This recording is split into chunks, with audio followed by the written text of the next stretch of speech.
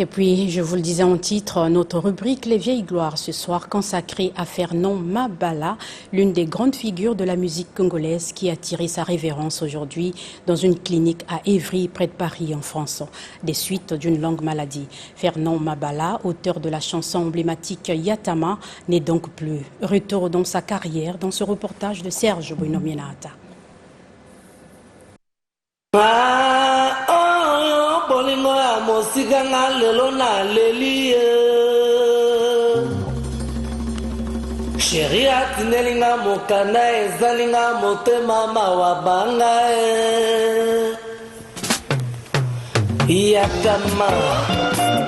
Il était une fois Fernand Mabala, le grand mombafouneur. Natif de Poto-Poto, l'artiste a fait ses premiers pas dans la musique en Kayi, dans des groupes amateurs. C'est en 1985, sous le label de MGA Productions, qu'il lance son premier album Yatama et sa danse fétiche Patakani.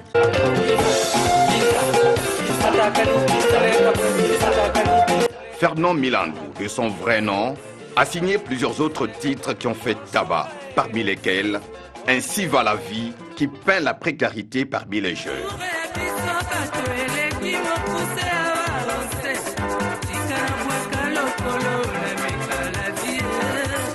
Fin 1989, Mabala s'envole pour Paris où il n'a pas du tout abandonné la musique, malgré les difficultés. On n'est pas vraiment organisé parce qu'on n'a pas tellement la vie libre culturellement en France. On se retrouve pour peut-être discuter de la musique et tout, mais... Hélas, ce dimanche à 13h, la mort a arraché à l'affection des mélomanes Fernand Mabala suite à une longue maladie. Il a duré à l'hôpital, au moins plus de 6 mois, 7 mois. J'ai des regrets. Perdre, d'abord, chez moi, c'est un frère, du même père, ma mère. Et puis, c'est ma vedette que j'ai produite dans ma vie. Fernand Mabala s'en est allé alors qu'il annonçait pour cette année 2019 la sortie d'un nouvel album. Adieu, le grand Mombafouneur. Voilà, Benoît Tichimbi vient de me rejoindre sur ce plateau. Bonsoir Benoît, bienvenue à toi, bienvenue sur ce plateau.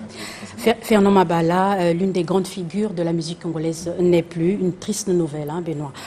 Au-delà de cette évocation de Serge Bouinomienata, que représentait Fernand Mabala plutôt pour la musique congolaise?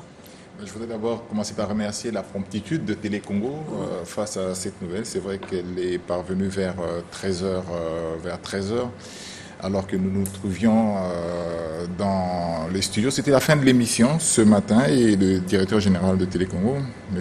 André Ondélé, a tenu à ce que nous fassions une évocation ce soir.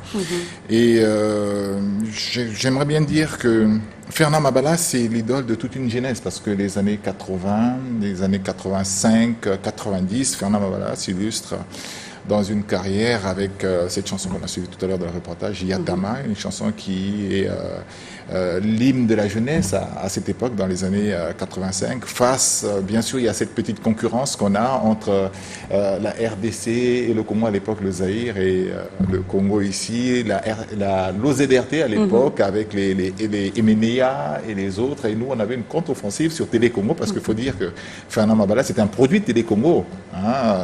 L'offensive de Télé Congo, c'était bien sûr Fernand Mabala, Rafa Bunzeki, Charman. Et justement, dans ce cadre-là, Fernand Mabala est devenu une idole. Parce que non seulement il chantait, mais également il alliait à la musique le phénomène SAP, qui est la culture congolaise. Il alliait aujourd'hui appelée la sapologie. La sapologie, voilà. Il est l'un des pionniers de la sapologie. Il alliait et la musique et la sapologie. Il est resté vraiment un grand idole depuis cette époque-là.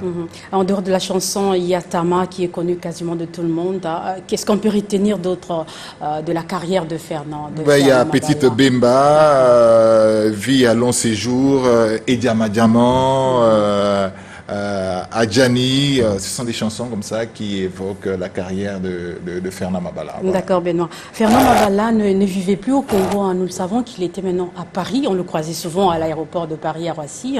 Pourquoi avait-il quitté le Congo? C'est un choix de la vie, moi je pense. Il y a un problème qui est assez crucial, je pense qu'on doit y réfléchir aussi. Pourquoi nos musiciens ne vivent pas réellement de la musique? C'est un problème crucial. Et Fernand Mabala fait partie de ces musiciens qui ont réfléchi autrement, qui se disent, si je n'arrive pas à gagner ma vie avec la musique, bien qu'ayant du succès, pourquoi ne pas faire Partir. une autre profession, partir. Et Fernand Mabala, je pense qu'il a dû réfléchir comme ça. Je l'ai croisé plusieurs fois à l'aéroport de Paris. Tout voyageur croisait généralement Fernand Mabala à Paris. Il a fait un choix. C'est un choix de la vie. On ne peut pas lui en vouloir parce qu'aujourd'hui, il avait retrouvé une certaine stabilité sociale à travers ce qu'il faisait à l'aéroport de Paris.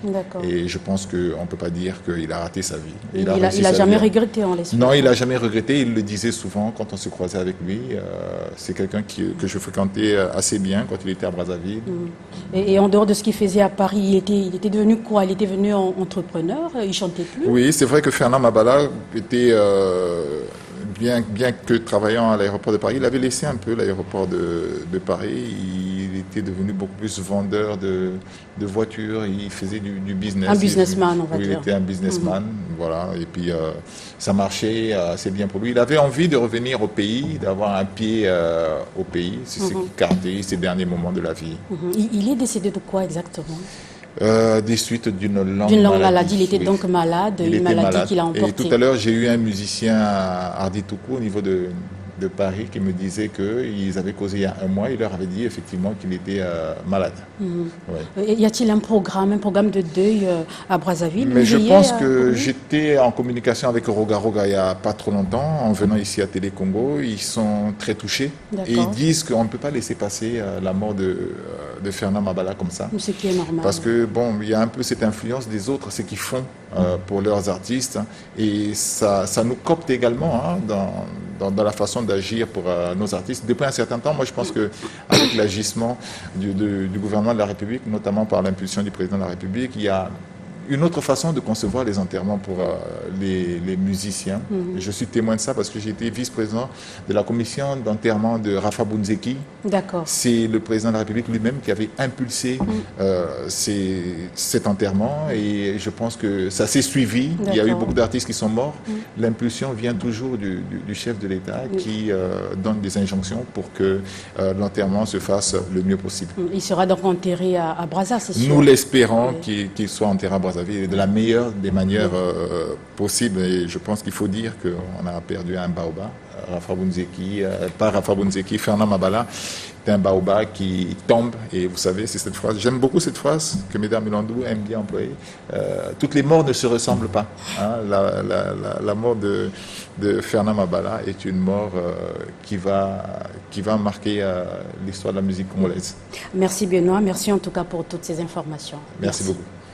Voilà, c'est par là que nous mettons un terme plutôt à ce journal. À retenir pour l'essentiel que le monde de la musique est en deuil avec le voyage sans retour de l'artiste musicien Fernand Mabala, auteur de la chanson Yatama. Il est décédé aujourd'hui en France des suites d'une longue maladie. Vous l'avez suivi dans ce reportage Les Vieilles Gloires et dans ce détail un plateau de Benoît Tichimbi, notre chroniqueur maison. Voilà, 23h30, journal Aoussa. Demain, changement d'équipe. À 20h, vous serez avec Nevi Krisnel Mondelengolo. À 23h30, Doron Okombi. J'aurai le plaisir de vous retrouver à une autre occasion. Merci de votre attention. Au revoir. Et je ne saurai vraiment à une autre occasion. Au revoir.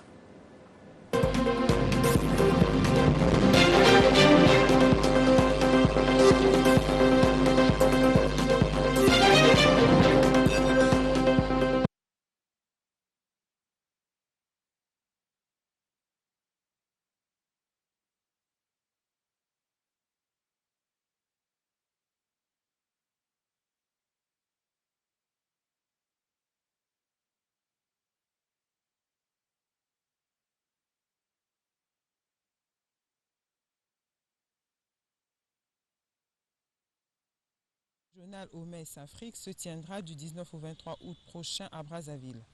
L'ouverture de cette importante réunion qui connaîtra la participation de plus de 600 acteurs de santé publique sera placée sous le haut patronage du président de la République, Denis Sassou Nguesso. L'annonce de la tenue de ces assises a été faite le lundi 29 juillet dernier au palais présidentiel par Matidjijo Moeti, la directrice régionale de l'OMS Afrique. Au cours de cette